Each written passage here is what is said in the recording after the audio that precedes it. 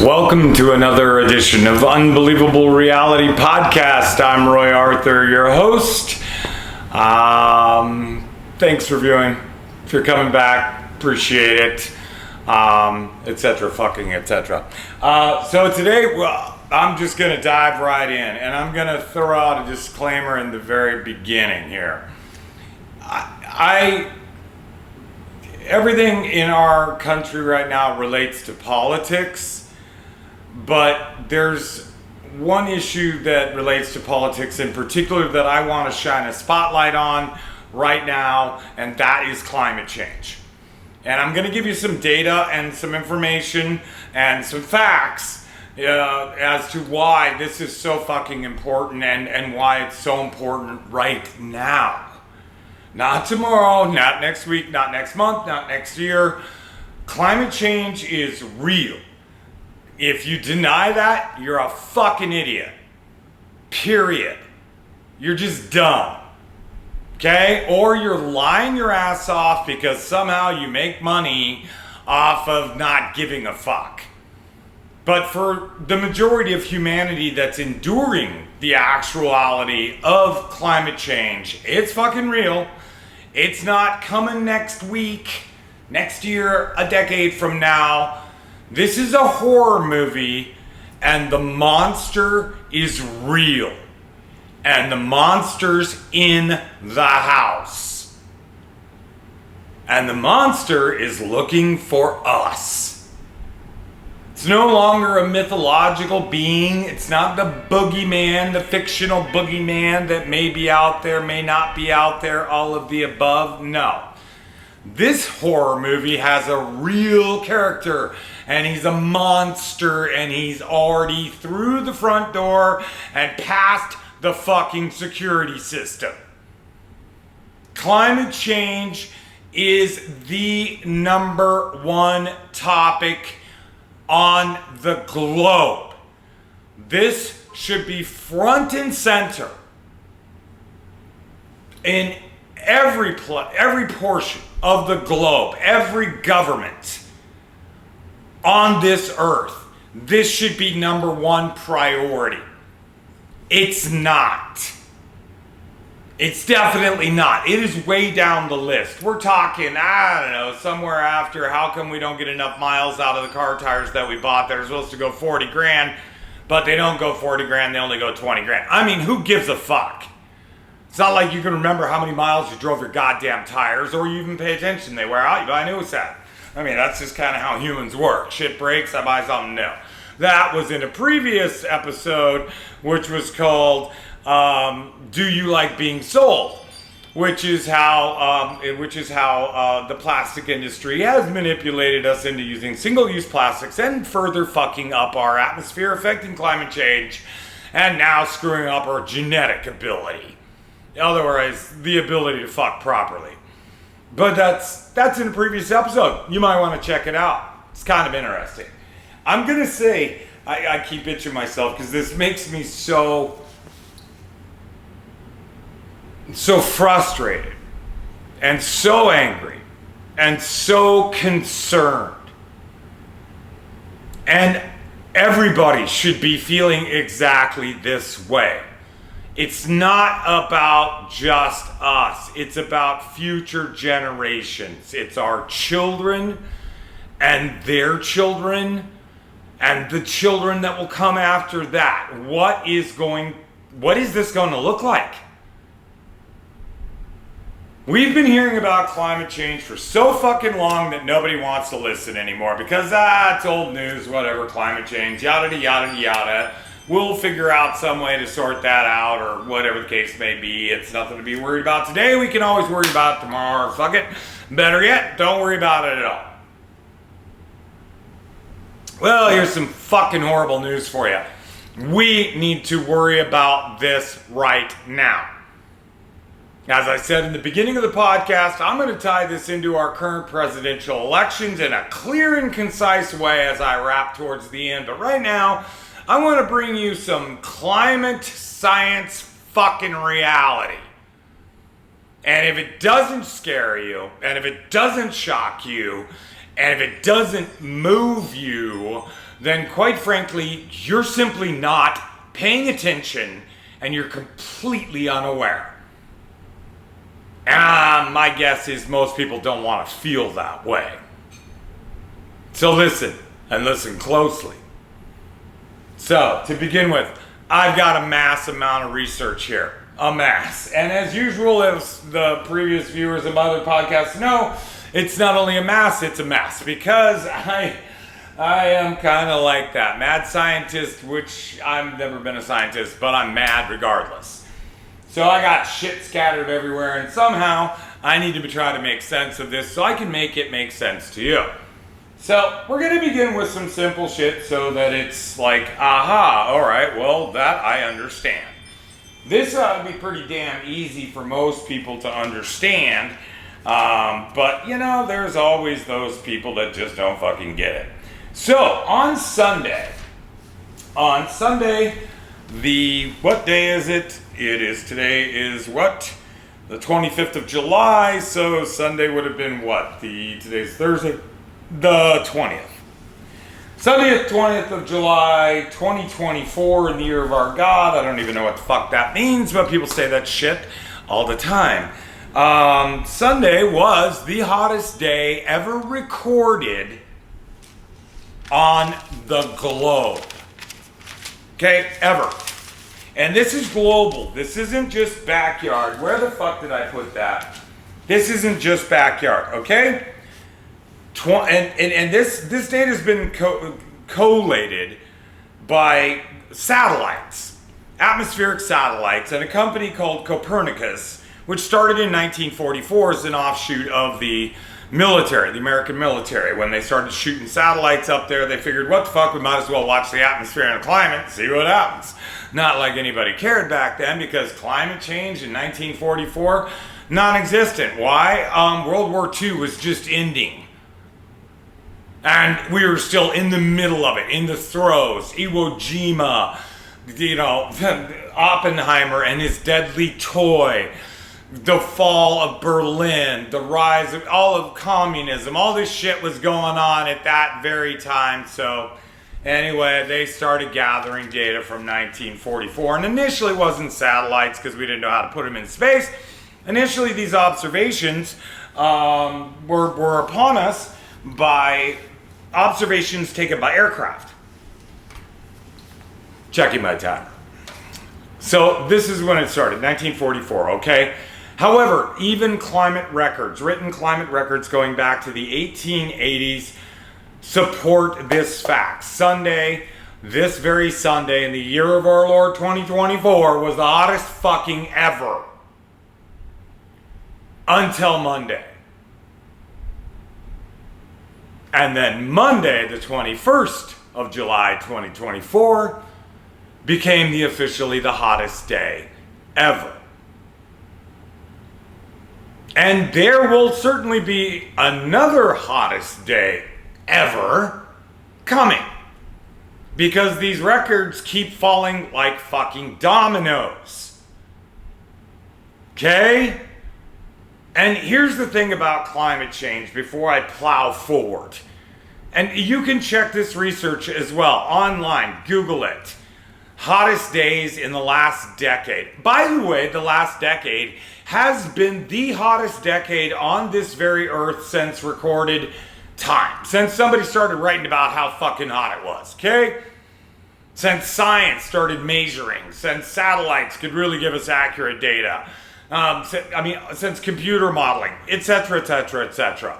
The last decade has been the hottest, and also the worst storms, and also the coldest in some places, etc. Climate change is not global warming. Global warming was this beautiful catchphrase that the oil and gas industries came up with. Because then every time it snowed in the winter, some redneck fuck could run out in his backyard and go, well, it's snowing out here. Fuck your global warming. Cold as shit today in Albuquerque. What the fuck? And therefore, that catchphrase allowed people to deny the truth that's in their face. Manufactured need. Go back to previous episodes. Do you like being used? Advertising, branding, marketing. That's all that fucking was. We knew about climate. Here's another fun fact for you. This is where I start to lose my shit. But I said I was going to try to keep it together in this episode. So here I am. All sunshine and light. Nothing's wrong, don't you kids worry about it. I mean, after all, if the entire planet bursts into flames, who the fuck cares, right? So back in the 1950s, the very, very beginning, 52, 53, 54, oil and gas scientists, these are scientists funded by the oil and gas companies, started looking at some data they'd been collecting and went, seems to me if we keep pumping these shitty gases into our atmosphere, they are going to have an effect on our climate. And so these dutiful warriors went directly to the oil and gas industry and said, hey guys, we got a problem. So immediately, they both, oil, gas, plastics, all in bed together, immediately took action. And that action was called misinformation. It was an advertising campaign to say that everything is well. Don't you worry about a little shit coming out of the tailpipe of your car. My God, look how big the earth is. How could that possibly have an effect? I remember in my youth the clean energy commercials for natural gas. And as opposed to electricity, because electricity was coming from coal-fired plants. Disregarding hydroelectric, which is electricity generated by dams constructed all over the world, through ruining multiple ecosystems, etc. Topic for another podcast. Ignoring that entirely and getting and convincing not just the United States, but the world, that natural gas was a better alternative. Now, forget about what it takes to drill for it, forget about what it takes to transport it, forget what it takes to store it, forget what it takes to cool it, forget what it takes to put it on a big fucking boat and ship it out of here. Back then, they couldn't do that. It was illegal to export oil and gas until just a mere 10 years ago, ballpark. I could be wrong. Check your data. Once again, when in doubt, do your own fucking research. In recent history, it just became legal for the United States to import oil and gas. And boy, did that kick the fucking hornet's nest completely over. However, back to today. And the fact that we just had the 2 hottest days on record in the history of record keeping on this very planet Earth happen in the same fucking week. If you viewed my previous podcast, in less than 30 days, I didn't get a chance to drop this on top of all the rest of the crazy shit that's happened in that less than 30-day period, but this would have definitely been the icing on the cake had I known. Unfortunately, it was already posted and I know now. So, some feedback on some folks that actually have something to say about this in regards to the science of climate change. It's a science, okay? Climate change is not a figment of imagination. It has been proven through real science. Not fake science like the anti-vaxxer movement, which I spoke about in a previous episode, which is complete bullshit and based on nothing but weird conspiracy theories, somewhat akin to the conspiracy theory not long ago about how the Democratic Party was run by pedophiles that ate babies, that was headquartered in a delivery pizza joint in New Jersey. So a guy showed up with an AK-47 to put an end to all of that. That's called a fantasy. Okay? So, scientists say the Earth today could be the hottest in 120,000 years. That's how deep they've been able to go with ice cores from Antarctica, which is, they're basically collectors of data, and also the ice sheets in Greenland. A couple of important things, I don't know if I'll have time to get to them, but melting ice sheets, rising sea levels, this is a big fucking problem. If you own oceanfront in California, Florida, Texas, Mississippi, Alabama, Louisiana, anywhere on the coast of the Gulf, anywhere you touch the fucking oceans. Oh, by the way, Manhattan's forecast to be under 3 feet of water. That should be interesting to watch. Anywhere you got oceanfront, guess what? In 20 years for sure, it's fucking gone. So I'm not really buying new real estate in Florida. Not that I could, but I'm just going, are you fucking kidding me? I can't remember who the billionaire was that just bought, God, I don't know, something stupid that cost $75 million on the waterfront in Palm Beach. Right there, on the edge of the ocean. That's already risen, by the way, 5 inches since 1970. And that's a fact, too. 5 inches. What's more concerning, it's not 5 inches of ocean rise. My apology, that's incorrect.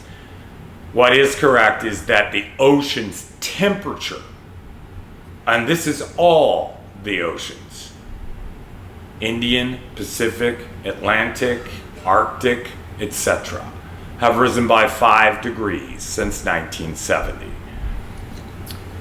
Since 1970, 50 plus years ago. In 50 years. Okay, cool. The other thing that the world's, there was a big giant climate conference. I don't know whether it was in Geneva or where it was, but it brought together probably the 1,000 top scientists on climatology in the world, okay?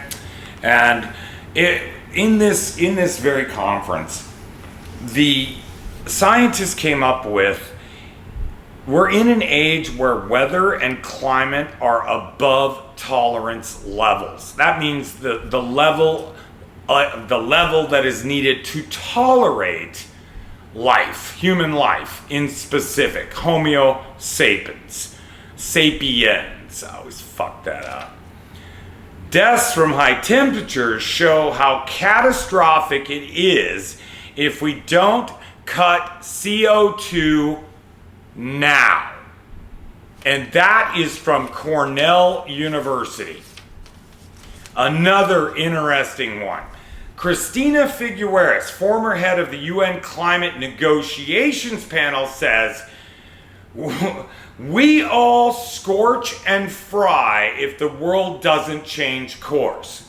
Repeat, we all scorch and fry if the world doesn't change course. Now that's simple. It's a much bigger, more complicated problem than that, but I think that pretty much gets to the root of it if you live in fucking Phoenix, or LA, or San Diego, or Florida, or anywhere south of the Mason-Dixon line. Get ready to get toasty. I hope you like cutoffs. And by the way, what happens when that section south of the Mason-Dixon line becomes uninhabitable? Just exactly where in the fuck are those 100 million people supposed to go? Right, too big for you, I get it. That seems hard to imagine. Well, I really wish it was. That would make me feel a lot better. I pulled up an article here. I want to make sure I didn't lose it because it is so good for where I am going with all of this. It is really, really good, but I don't want to use it yet. I don't want to do it. I got a surprise, so I won't share it yet. Okay, sorry, lost my mind. Another sweet little topic, a little piece of information somewhere in his gigantic list of shit that makes me go crazy. Where is it? Yeah, no, that's another, no, yeah, that's not it.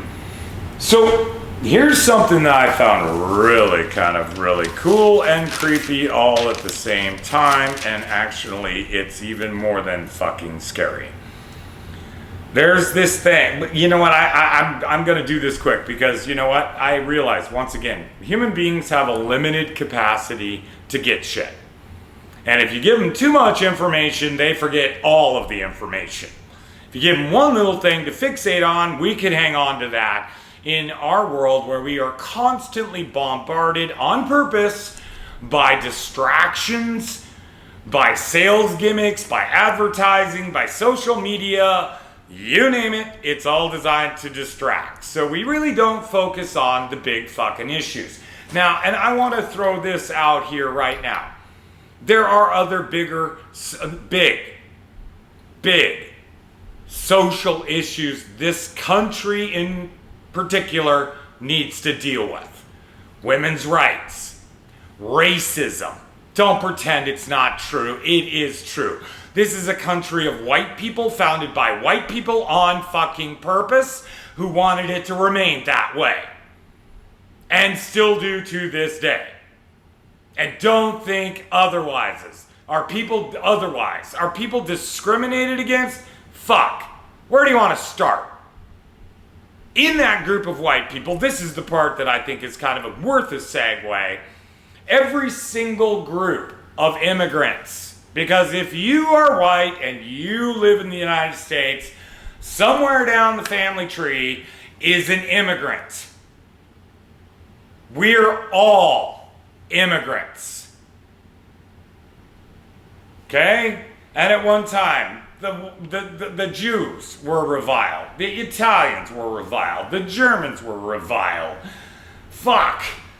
I mean, who else was a mass migration? The Norwegians and Swedes. They were smart, though. They had went to Minnesota and Wisconsin. Everybody left them the fuck alone with the mosquitoes. Didn't care. Every group of migrants that has come into this country during the time frame, the 200 and whatever, 400 years, I don't even know how long, since the fucking Mayflower, 1493 maybe, I don't know. Anyway, since then, everybody's a fucking migrant. Everybody is an alien, in one way or another. And right now, we are being distracted by the border crisis. Another wave of immigration to the land where we supposedly open our arms, read the fucking note on the Statue of Liberty, come all ye. That is what the United States has been. That is what the United States will be. Immigration is part of us.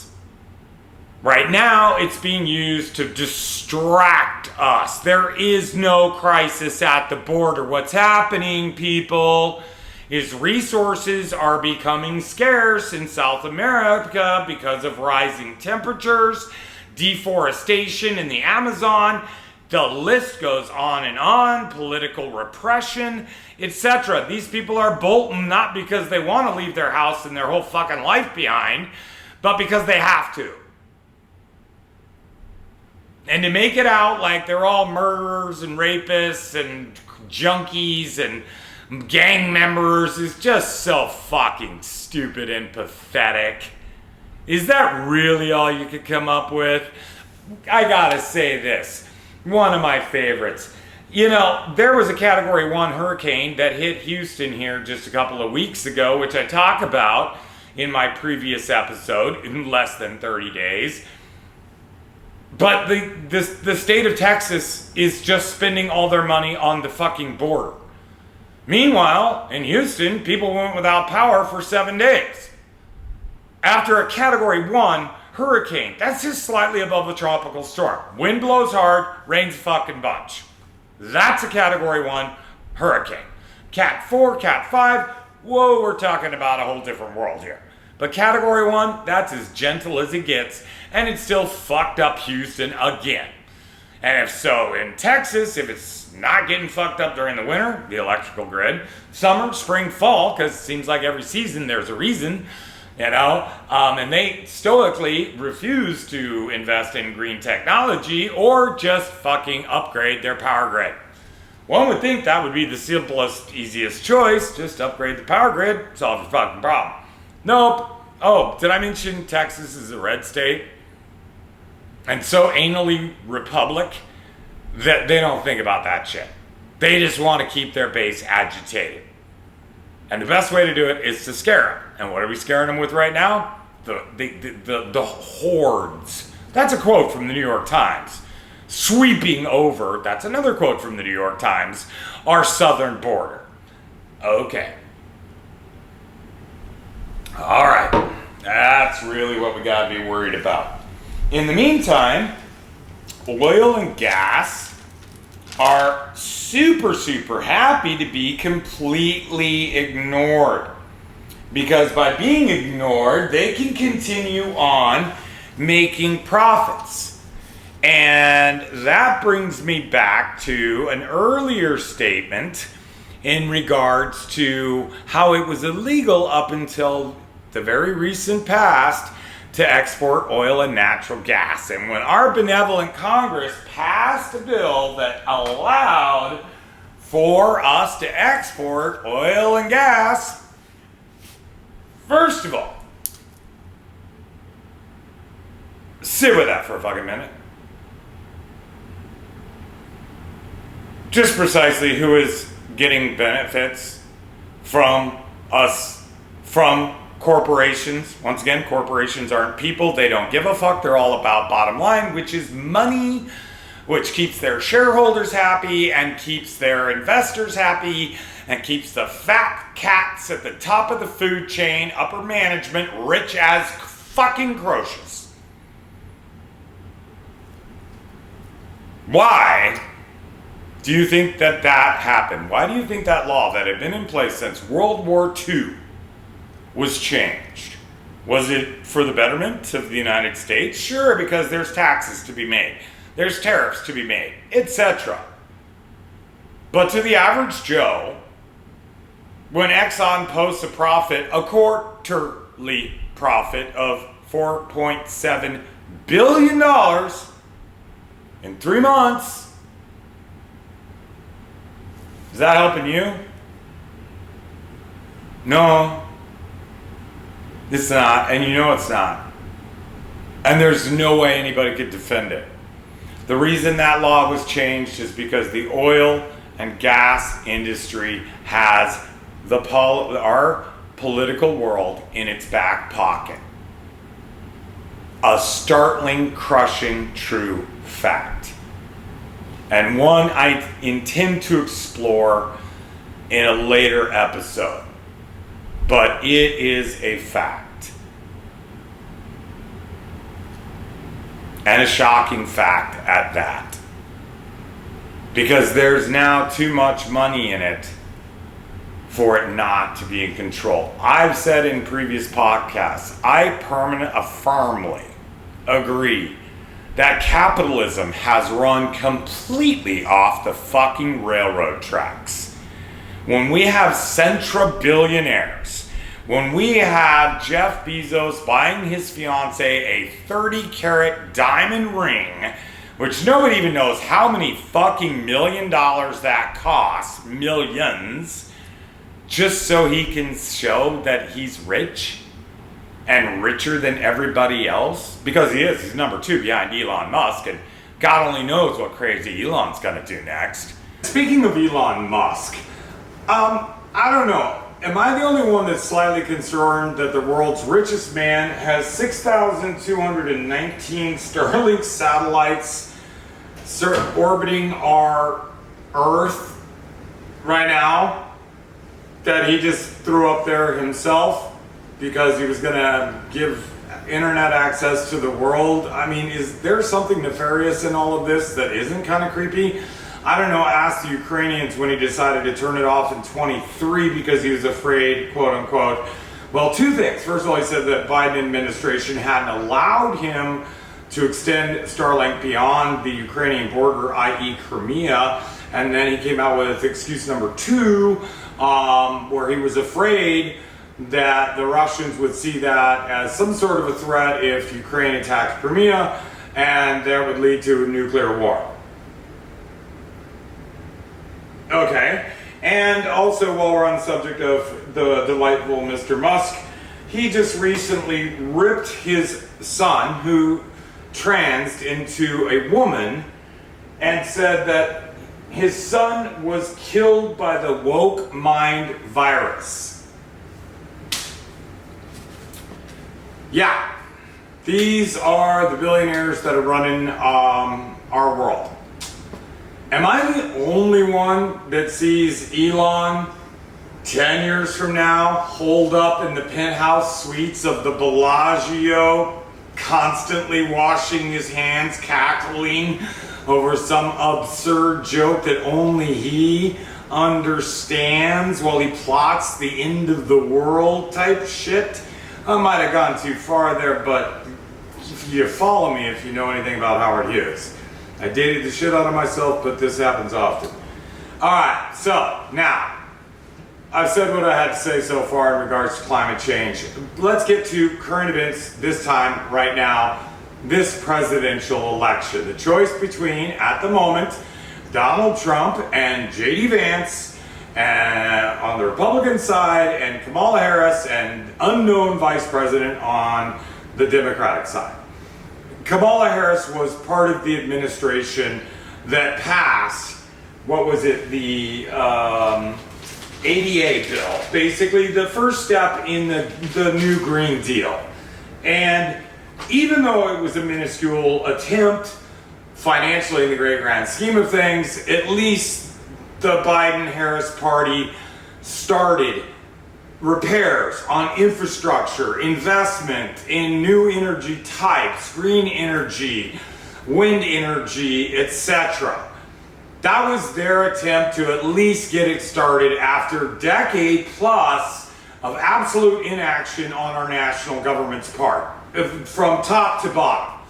As a matter of fact, when good old DJ Trump was president, just as he could be while he was president, as a flat-ass climate denier, if you were confused, refer back to the first 4 years of Trump as president. Do your research. It's all right out there for you to find. Google the shit.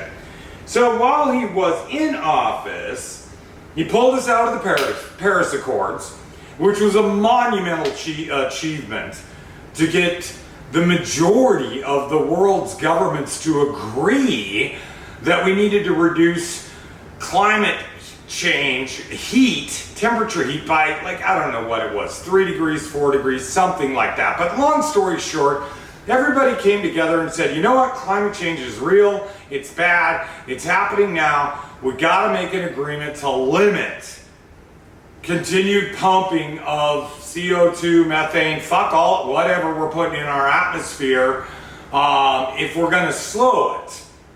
And everybody agreed. And then along came Donald Trump and he said, I don't agree because it's a bad deal. This dude's been bankrupt more times than fucking any other American I can think of. He is not the master of the art of the deal. He is the master of the bad deal. If ever there was a bigger failure as a businessman than Donald Trump, who somehow twisted the narrative into the fact that he's a successful billionaire, that is a fucking sleight of hand worthy of David fucking Copperfield, okay?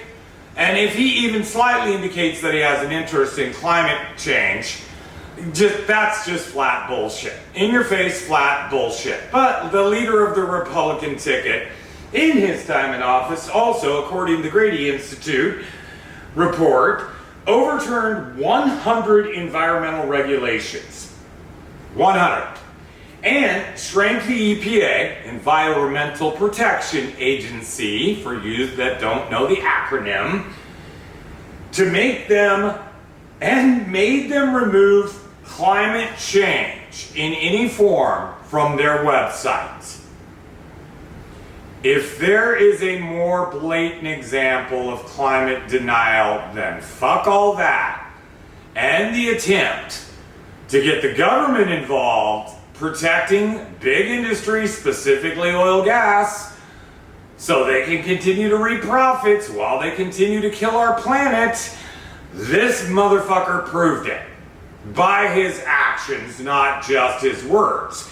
And don't forget for a second where he was at a conference with the executive level of all of the oil and gas companies in the United States of America and beyond, and he said, write me $1 billion campaign check and I guarantee you I will stop all forms of regulation. If we roll all the way back to the very beginning of this podcast, where the world scientists are not only ripping their hair out, screaming in the night to an absolutely deaf fucking audience, think about that. Think about it. Switching to electric cars is going to be too late, ladies and gentlemen. We could put up 1 billion windmills. It's still kind of too late because the shit's already it's already rolling. Climate change is rolling fast and accelerating every single day. Let's not even discuss what's going on with the wildfires right now as we sit here in this beautiful day in July of 2024 from the north, the Arctic Circle of Canada, all the way to the Mexico border. The western half of North America is on fire yet again. But don't you worry, climate change has fuck all nothing to do with that. That's just a bad fire season. I mean, come on, it's whatever. It's good for the forest. Right. Okay. Cool. After years and years and years, decades of mismanagement of our national forests, yeah, we live in a tinderbox. And the desert's burning too, BT dub. And the coastlines are burning too. I'm sorry, forest fires, wildfires, they are not now just the province of timberland. Oh fuck no. Now they're burning everywhere. Everywhere. And we don't hear a word about it. Air quality right now on this 26th of July, 24, in the United States of America, as one simple example, is the worst that it has ever been on record. The worst air quality. Which means you can't go outside and breathe without knowing that you're breathing in some shit that might kill you. Just once more, look it up. Do your research. This is facts. Facts. When a fire burns in Oregon, the smoke doesn't stay there. Our winds aloft, the jet stream, it goes west to east. Where do you think all that smoke's headed? New York, enjoy August. It's going to be a bit hazy. So, moving on with the Republican ticket. Once again, as I said before, Trump called climate change a hoax. He changed over 100 different environmental regulations, shrank the EPA, blah, blah, blah. I think it's pretty goddamn clear. Trump doesn't believe in climate change whatsoever, and even if he did, I don't really know that Donald Trump actually believes in anything. I really don't. I think the only thing Donald Trump really believes in is that he is the second coming of Christ, and he's the most important human on the face of this planet. That's the only thing I think this man actually believes in. That, and he really, really wants to be seen as obscenely rich. That's Donald Trump's addiction. Narcissism and greed. That's his addiction, his lust for the spotlight. That's what drives him. And so, to balance out the ticket and just make things a little bit better, he went ahead and nominated good old J.D. Vance. Now, J.D. Vance, best known for Hillbilly Elegy, a carefully crafted piece of wordsmithing that should have definitely gotten more than one Pulitzer. Ron Howard even turned that piece of shit into a movie, which bombed because it's all built, the entire book is about stereotypes of Appalachia and in no way reflects the reality of Appalachia, the root causes of addiction, homelessness, unemployment, I don't know, the death of the coal industry, because it's antiquated technology. It doesn't work. Just in 2020, J.D. Vance came out and said, and I quote, "The coal industry is on its way out," end quote. Okay, but then, as soon as he pops his ass into the Senate, he goes ahead and files a resolution to protect, wait a minute, wait for it, drum roll please, wish I had sound effects, coal-fired plants. So what he said before, but he really meant that, but he really didn't kind of mean, okay, flat fucking lie. Flip-flopped because the wind was blowing in a different direction. If he wanted to satisfy his addiction to power and notoriety and self-importance, he had to switch. And he did it without even batting his eye. Furthermore, the Republican agenda is called the 2025 Agenda. And you're gonna love this. The Project 2025 is from the Heritage Foundation. And it is a proposal for a conservative overhaul of the federal government. First of all, the Heritage Foundation could not get any farther to the right. They are for a national abortion ban, a complete blackout on women's rights. Fuck, they prefer all the women to stay barefoot, pregnant, in the kitchen, and then be forced to have babies they don't want. In addition, they're anti-gay, they're anti-LGBTQ. In addition, they're anti-immigration if it's not white people. Yeah, the Heritage Foundation is hell-bent on taking us back to a mythological history that never existed in their country. As far as these people are concerned, the South won the Civil War. We've just all been living in a fantasy land since 1865, I guess. I don't know. These people are fucking whack, okay? But JD, he who said that a woman has less value than the baby comes first. Without the woman there is no baby. What? Anyway, good old JD, who's so consistent in his opinions and mindset, wrote the intro.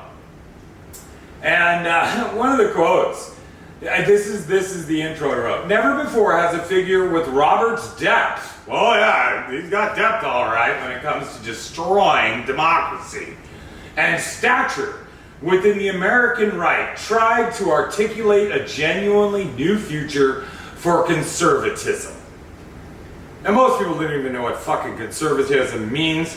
I could give you a brief lecture on that and educate you, but I don't have time, so once again, Google it, because this Republican Party has got fuck all nothing to do with conservative values. Period on the end. Family, please. And in furtherance, we are now all realizing that it's time to circle the wagons and load the muskets. Muskets. Didn't he mean AR-15s? That's the preferred weapon of choice for the white radical supremacist mass murderer. Because, 90% of mass shootings are by young, disgruntled white men. Racist, specifically.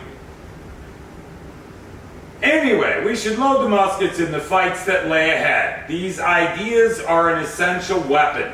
Wow, so he referred in just one sentence to violence 3 times. That's so reassuring. But he's intimately, I don't even know the word I'm looking for. He's so qualified to be the Vice President of the United States when Donald Trump has an aneurysm, strokes out, or just actually gets locked up in a loony bin because he's crazy as fuck right now. And trust me, more years on that tired, insane brain aren't going to make it any more lucid. So if and when he gets locked up in a rubber room, JD Vance, with absolutely no skills whatsoever, is number 2. Wow. I sleep well at night knowing that JD will have our best interests and control of the country well in hand. Because after all, his military experience, that stands him in good standing because he's actually an ex-Marine who mustered out of the Marine Corps with the incredible, what do they call it, rank of corporal. I think that's one step above private, which is one step above fuck all nothing. And his job in the Marine Corps during his time, which he loves to tout, his incredible military record, his job for the Marine Corps was as a military journalist. Right in the heart of the fight to save our very democracy. God bless you, JD, for putting yourself out there to protect us as a military journalist. or / combat correspondent. Somebody else is running around in flak jackets with freaking M16s. I don't know. Tomahawk missiles on you. All fucking guns, tanks, Bradleys, all of it. And there's JD with a pen and paper as a correspondent. Sure. Well, thank you for stepping in front of us and the disaster that looms. Oh, wait a minute. Never mind. I'm trying that whole kinder, gentler thing. I really feel like I'm getting it.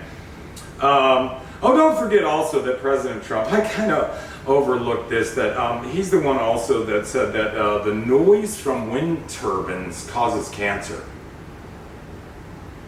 Yep, causes cancer. Okie dokie.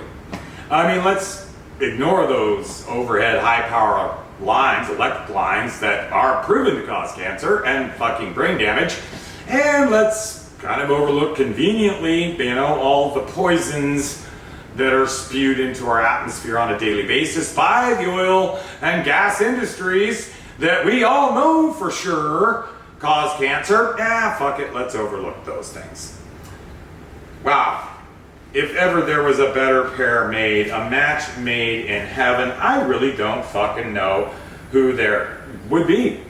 Because they're just kindred souls, out to do what's best for their constituency. Stated earlier, a sea of white faces and white hair was the quote from the New York Times at the Republican National Convention. Could not be more accurate, trust me. Final thing, there's a Rolling Stone article on JD Vance called Flip Flop. And it not only includes his climate change flip flop, but his endorsement for a national abortion ban, dismissal of the Affordable Child Care Act. Fuck it. You just have more babies and raise them and keep them at home and whatever, sort it out, But you don't get to go on unemployment or welfare. No. We're going to cut those social programs too. So you're going to be a single mom with a kid you don't want, in a home you don't have, with a car you don't have, with a job you don't have, with nowhere to turn except for your family who can't afford to support you either or another dependent. That is so fucking brilliant. Wow. That is exactly the solution to all of our societal ills. That right there. There you go. We got more babies that are going to grow up malnourished, to addicted mothers, impoverished, uneducated. God, it sounds like the quintessential Republican, doesn't it? Anyway, that was mean as fuck. My apologies That might have been over the top. If it was, whatever, I already apologized. Yeah. So, you know what? There you go. Here's my bottom line. We have a presidential election coming up in less than 4 months. 11/21, 24. I'm not going to sit here and tell you that the Democratic Party is a whole lot better than the Republican Party, because in truth, they're really not. Their faces are so buried in the pig trough while they consume their fill their own pockets, line their pockets, assure themselves bright futures as millionaires, etc., do they have the political will to actually really do something about climate change? I don't know. I don't. Nobody does. I don't even know if it's possible. But I will say this. This I do know. A vote for a Republican ticket is clearly saying, out loud, you don't believe in climate change. You don't think it's real. Because these guys agree with you. They don't think it's real either. They don't even want to look at it. They don't want to talk about it. They don't want to examine it. They don't. So, you vote for Donald J. and JD. By the way, that's a fake name. He made it up when he was college. Don't fucking know why. I couldn't figure that out in my research. And frankly, I got bored, didn't want to even try. So JD Vance isn't really a real person. He's a fictional character created by whoever JD Vance, the person previously named as, was. I guess? I don't fucking know. Once again, a vote for the Democratic Party in the 24 election is really a vote for the lesser of two evils. It's a vote to at least stop the slide, hopefully. You know, it's a tourniquet on what's left of your leg after a great white shark bit it off. Yeah, that might get you to the beach, and yeah, it might get you to the hospital, but if they don't get a whole fuck ton of blood in you pretty goddamn quick, you're gonna bleed out and it's all over. That's climate change in a nutshell. Because the shark's already bitten our fucking leg off. And right now all we have on is somebody's leash from their surfboard as a tourniquet. That's it. So, a vote for the Democratic Party? Maybe at least it slows the bleeding. At least we know for a fact if Kamala Harris wins, the women's rights issue, the national abortion ban, that's all going in the fucking garbage can where it belongs. Our gay community will be supported better than they would be. Will it be enough? I doubt it. When we have a Supreme Court packed with conservative justices that insist on referring to originalism, check my previous podcast on that one. Originalism. That is the funniest fucking thing in the world. Yeah, our living, breathing Constitution has to be read at verbatim. No changes. Which kind of blows me away considering there's, 23 amendments to it? Anyway, they overlooked that conveniently. Which means it's not infallible.